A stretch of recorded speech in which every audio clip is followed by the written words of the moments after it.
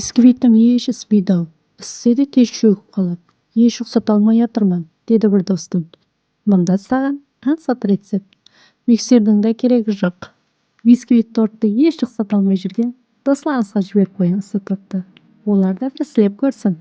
3 маекті шағып, венчикті бір араластырып жібереміз. Үстіне 400 грамм молоконы қойып, артына бір араластырып жіберсек жетеді.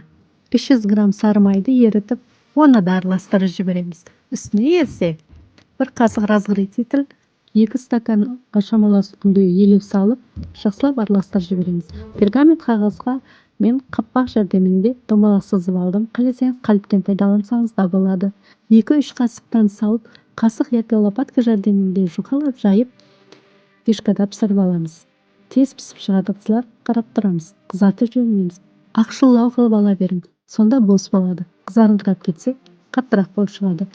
Менде 9 корж шықты. Енді ise кремін даярлаймыз. Қаймақ үстіне 2 қасық сахарный пудра, ондан кейін молоко. Бәрін миксерде қою боламандегіше араластырамыз.